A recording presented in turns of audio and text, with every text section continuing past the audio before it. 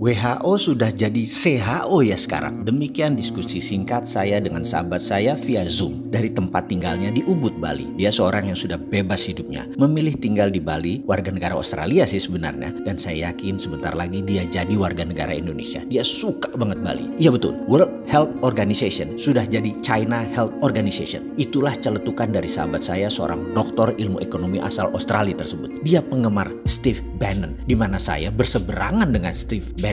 Steve Bannon adalah penasehat politik Trump, pro nuklir, tidak setuju dengan climate change. Baginya, climate change itu adalah rekayasa kaum seperti saya yang anti fossil oil, anti batu bara, pro baterai. Mungkin mentang-mentang saya punya pabrik litium walaupun masih kecil. Sebagai pendukung Bannon, dia anti WHO yang sekarang lagi main mata dan main kaki dengan Partai Demokrat dan Cina. Dalam interview di acara terkenal Larry King Show minggu lalu yang saya tonton di Russian Today, berdasar data intelijen, Cina memanipulasi data tentang COVID-19. Manipulasi ini sejak day one. Karena ketidakjujuran data inilah seluruh dunia terkecoh yang menjadikan banyak negara tidak come up dengan kebijakan yang benar dalam menangani corona. Cina di bulan Januari dengan bos WHO melakukan false information ke seluruh dunia dengan mengatakan virus corona menyebar hanya dari animal to human, tidak bisa human ke human. Virus dikatakan hanya bisa menyebar dari binatang ke manusia, tidak bisa dari manusia ke manusia. Inilah yang membuat banyak negara jadi tidak aware, mematikannya dan kecepatan penyebarannya virus corona ini. Saat ini komunitas dunia marah dengan Cina dan mungkin akan melakukan tuntutan internasional serta sanksi bagi Cina. Cina bermain dengan siapa? Dengan bos WHO, Dr. Tedros Ghebreyesus, yang menutupi fakta sebenarnya akan fatalitas corona tahap awal ini. Dikatakan bahwa tidak terlalu mematikan corona itu. Fakta berikutnya, di bulan Januari sebelum lockdown, Cina membeli 250 juta APD,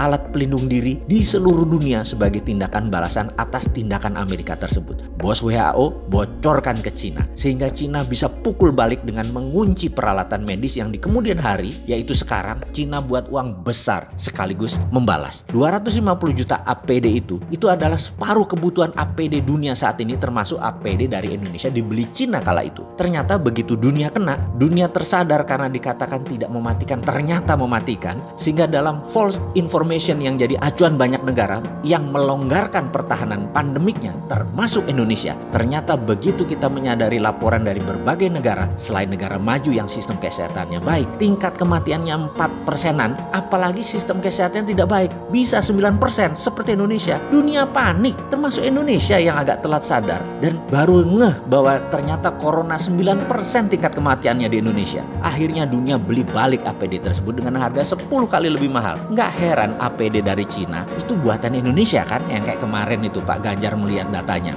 Indonesia pun jadi korban kong kali kong WHO dengan Cina. Strategi oknum WHO dan Cina ini sudah jadi perbincangan internasional. Dunia sekali lagi marah. Itu pun Indonesia masih ada aja pejabat yang membela Cina loh, dan masih nggak sadar bahwa bahaya corona. Bayangkan rencana jahat mereka kemudian itu, yaitu geng demokratnya Joe Biden CS, Clinton Foundation, big pharmaceutical company dengan WHO akan menjual vaksin ke 7 miliar manusia dengan cepatnya terpapar kalau dunia melonggarkan pandemik. Ini big business dan ini menjadi senjata untuk menjatuhkan Trump. Ini membuat Trump marah luar biasa karena kecele dimainkan di dalam dan di luar negeri. Dia tuntut WHO, dia hentikan sumbangan Amerika ke WHO dan bahkan akan keluar dari WHO. Rencana besar akan memvaksin 7 miliar manusia di dunia ini menjadi serangan terbuka oleh Trump. Pasti dia gagalkan rencana koalisi besar Cina, Partai Demokrat, dan WHO ini. Jujur, bagi saya ini bedil sudah dikokang semua. Ini bisa military war. Mengingat sejarah sebentar ya. Kita tahu zamannya Obama, Cina itu mitra strategis. Baru zamannya Trump diperangi Cina itu. Ini info agar semua sahabat paham betapa cairnya dan dinamisnya geopolitik dunia itu. Apa yang dilakukan Trump? Trump tekan India untuk memberikan obat ke Amerika segera. India memproduksi obat corona dipaksa diberikan ke Amerika saat ini juga. Ingat, saya pernah katakan jauh-jauh hari setelah Cina, Amerika melirik India. Tadinya Indonesia ya, karena Indonesia nggak paham,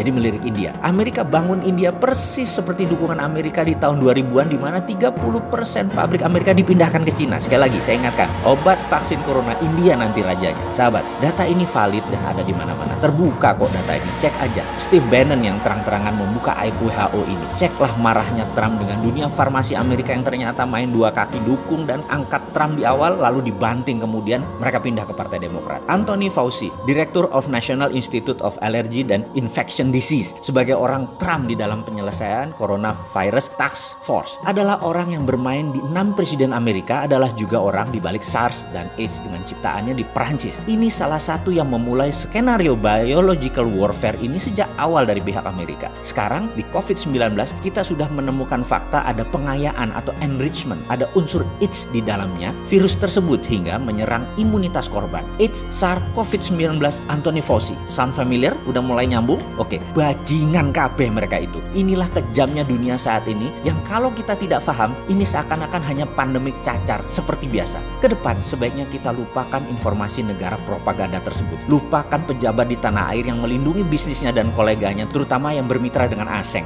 Kita buat vaksin sendiri. Kita perangi pandemi COVID cara kita. Kita produksi ventilator dari sahabat Masjid Salman segera. Saya sudah pesan ventilator itu 100 unit melalui sahabat saya di sana. Bahkan kalau sahabat mau sumbang ke sahabat di Salman, silahkan. Saya kirim linknya. Kita perlu 1000 lebih ke depan alat ventilator ini. Ayo, urunkan tangan Anda membantu sesama. Kita segera beli alat tes murah independen karya putra bangsa Indonesia di Silicon Valley, Santo Purnama. Kita selesaikan COVID gaya kita. Swasta beli langsung. Setiap orang boleh bergerak atas nama kemanusiaan. Memang nggak capek bermitra sama negara jago propaganda yang meledakkan satelit Palapa N1 dan banyak lagi alat abal-abal seperti termometer. Bodong lah. Juga informasi yang dimanufaktur. Cina itu memang memanufaktur apa aja. Cina itu memanufaktur semuanya, termasuk data dimanufaktur sama mereka.